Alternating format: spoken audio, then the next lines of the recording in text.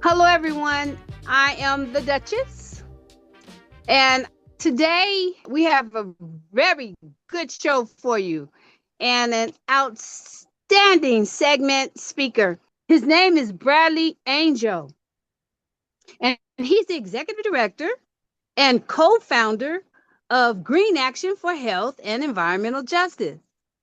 Now, you guys know Green Action is a frontline, community driven organization that has spent 28 years fighting for clean air, clean water, and the right of every community to live free from toxic harm.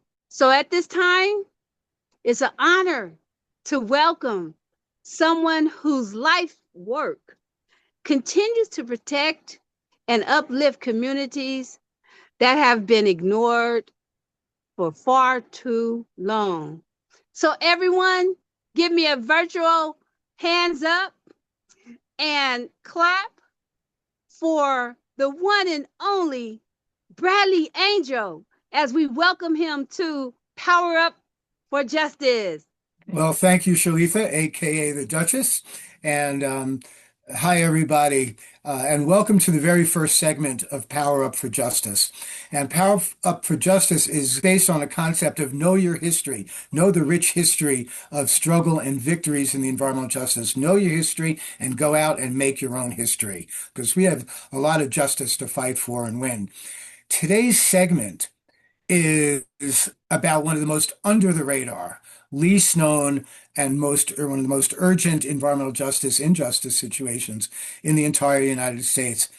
Way up north in Northern California, in Mendocino County, there's a little town called Laytonville.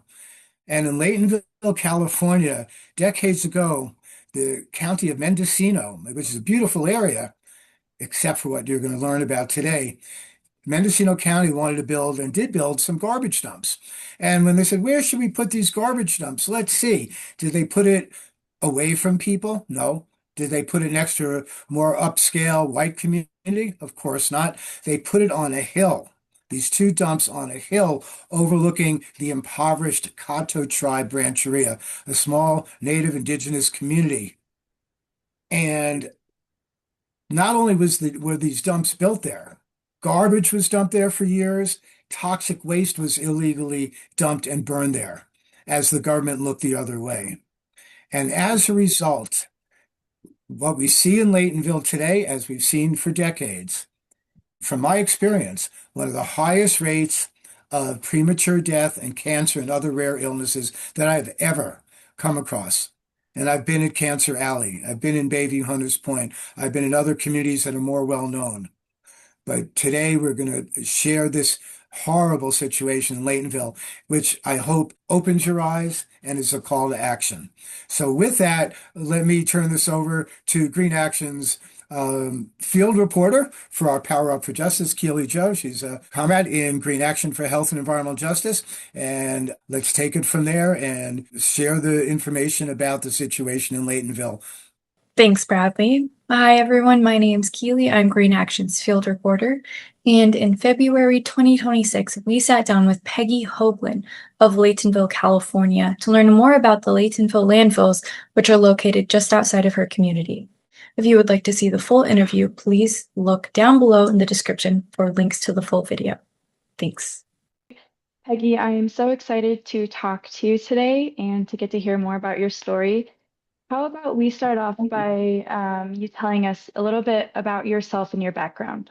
Well, in 1950, the county opened their first open burn dump. Lewis was 5 years old, a quarter mile from the Laytonville Rancheria.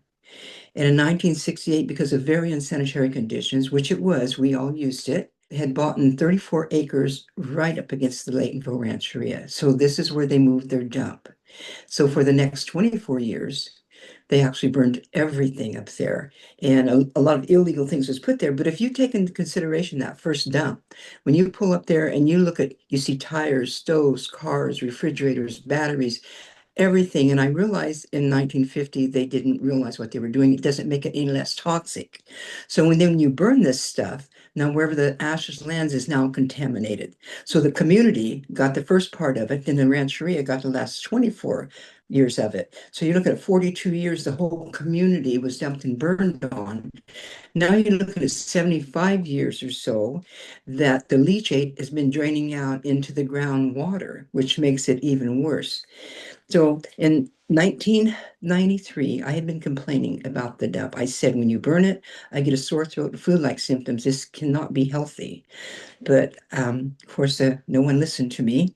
So in the mid 80s, Richard Azevedo said, you need to start leaving a paper trail, which I did. I started writing to them and saying, please, would you stop burning? I'll do whatever it takes to get a container site there and I'll work with you. I didn't understand in those days how toxic this stuff was. I just knew that when you burn it, I get a sore throat, flu-like symptoms, and I'm tired of it. I'm tired of smelling it. Now I see it. So in 1993, Lewis was playing ball with the kids out, basketball, and the darn thing caught on fire. Poof, spontaneous combustion. So I called my supervisor, Jim Betty, and said, Jim, I'm tired. I'm going to chain myself to that dump. You're not going to dump on me anymore. Of course, no one took me serious, but I did. Then they diagnosed Lewis's cancer. First, he had a massive heart attack. And then they diagnosed his cancer, stage 4 terminal, his kidney. And that's when I got back and I'm going, now we have a problem here. Everyone knows every dump is contaminated. Neither one of these dumps have a liner underneath them. And I can show you how it's draining off all the sites. So it's going to continue draining. People are going to continue to get sick. And now I know a family has moved 2 little bitty boys right across from the Laytonville dumps. And I'm so concerned about them. So we want the truth to be known. Peggy, thank you so much for sharing all of that. I can see that you put in so much work.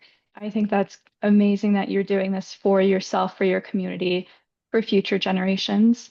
And you mentioned Lewis a few times. Could you tell us a little bit more about Lewis? Yeah. Well, Lewis was awesome man. He was 73 when I lost him. Of course, I've known him my whole life. We all went to school together. And he took me out on my 16th birthday, May the 10th, on my 16th birthday. And I've been with him ever since. Married him when I was 17. Lewis didn't drink. He didn't do drugs. Very sweet man. He, wow, how can you describe Lewis? He chose not to die under the dumps. He said, let's go to the coast. That was his second home. And so at Abilene Point is where he chose to pass. And we have a beautiful table there in memory of Lewis. And he said that he'd rather go where they used to go in the summer. And it's every part of the summer, they would board their house up and they would go to the coast and they would gather their seaweed and their surf fish and they would dry it and smoke it. And they would come back to Laytonville and they would unboard their house. Lewis was born more traditional, the best way he could in those days, and it stuck with him. You could put me and Lewis out in the middle of nowhere, and he would keep me warm, and he knew how to survive. And it's my Lewis. Your and Lewis's respect and value of family and the land really shine through with the work that you do. And related to the landfill, and because Lewis sounds like a very traditional person, did the landfill impact how he was able to connect to the land? Oh yes. Actually, right on top of the dump, there was a tree, a big pine tree that he and his grandfather would take a sack up and they get it for kindling, and it drains right through the dump. If you stand on top of the dump and you look over towards Laytonville, it's a quarter mile crows fly to the water, the town water, and the second dump drains right into 10 Mile where the wells are at for the town water. And Graham, oh, Lewis's great grandmother, when I married Lewis in 1965, which was 60 years ago, of course, she was still alive. And we would go down the Cahto Creek and she'd pick her, I wish I'd documented it, her little herbs and things, and she'd make her own medicine from, where the creek goes through. And you can't do that anymore. You can't fish there anymore and you can't pick your medicines. And I wish I had documented it. There's a lot that you can't do there on the rancheria that before the dump was put there that you could. Yes, it made a mess on the rancheria. And Dave, one of the elders that sent for Dorothy and I when they diagnosed his leukemia. And I talked to him and he said, I said, you know why you're sick, Dave? And he goes, yes. He went, put his head, that's how he would answer. He runs right by my house, he said. They were real concerned about what was happening there. And so was Lewis. That's why he kept fighting. And he said, when he passed, he said, that those dumps better than anyone, Peggy. Don't quit. He said, get those kids out of harm's way. He said, at least give them a chance. What can we do to support Mhm. the Cahto tribe in Laytonville residents today? I want what Lewis wanted. I want those children out of harm's way. And I know we can continue to, we found everything that they need to know that there is a problem. And I think that if people want relocated, they should be relocated. Like I said, I was homeless twice and moved 5 times because of those dumps. And we moved off the grid because of the dumps. So I want people to get help. And I'm really concerned about those that people, you can have it like Lewis's cancer. He had it for well over a decade and we didn't even know it. Had we discovered it 25, 30 years ago, they told me they could have gone in and just taken the cancer off his kidney and he would still be here. That worries me, thinking that people could be walking around with cancer. I didn't know I had an extremely rare brain disease until I almost died. And so I'm saying we need to help people. They need to be some kind of testing to test for cancer, and I just say get those kids out of harm's way. I really don't like seeing them live there, but there's a lot of people that don't want to move, and that's up to them. Tell the truth and get them removed is what I say.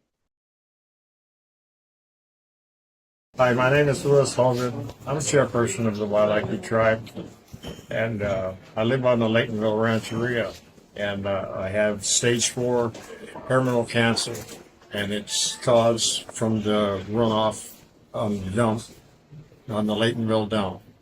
And I just wish that everybody would pitch in and help us get this thing cleaned up, get the kids out from under the dump, and bring them to safety, because I'm not leaving until they're out of there. Hello again. And what we just witnessed is documenting an environmental injustice of epic proportions. The little town of Laytonville, California, in Mendocino County. And at the end of the video, you saw, after Peggy Hoaglin's heartfelt story, we saw a snapshot from her late husband, Louis Hoaglin, who is chairman of the Wailaki tribe, who spent most of his life, along with his wife, living on the Cahto Rancheria, the Cahto Tribe's Rancheria, the place that's ground zero for the impact from these leaking, toxic, contaminated dumps. And as Louis Hoaglin said in that little clip, which I filmed him at a ceremony that many of the local tribes held for him in his last days, I asked him, "What's your message, Louis, that you'd like to share?" And as you heard, he said, to get the kids out of harm's way. So I ask you from the bottom of my heart, please step up, support the people of Laytonville, their community group, Laytonville Alliance for Environmental Justice, support Green Action so we can finally bring justice to Laytonville and get the kids out of harm's way. In some of our next segments of Power Up for Justice, you're going to hear from the people of Bayview Hunters Point. You're going to hear from Green Action organizers who are on the front lines, who live in Bayview Hunters Point and work with the people in the many struggles there for health and justice. We'll also have segments coming up from farm worker communities in California's Central Valley, from indigenous communities in California and Arizona and Utah. And some of these issues are known, some are under the radar, but together we are strengthening the movement and teaching your history, know your history, and for all of us, go out, and especially the younger generation, go make your own history. There's battles to be won, and Green Action will be there with you. Thanks. Thank you, Bradley and Keely. Wow, I'm a little choked up and I'm living this. This is a real scary situation. So this is one of the reasons why we're trying to present a lot of this to you. So having said that, I just want to tell you all, thank you for joining us here. And we appreciate each and every one of you. Don't forget, give us a thumbs up. Watch it all the way to the end, as I know you do and will. And share it. Share it with everyone. I appreciate you guys so, so much.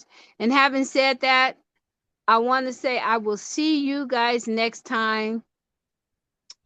Goodbye. Love you all truly.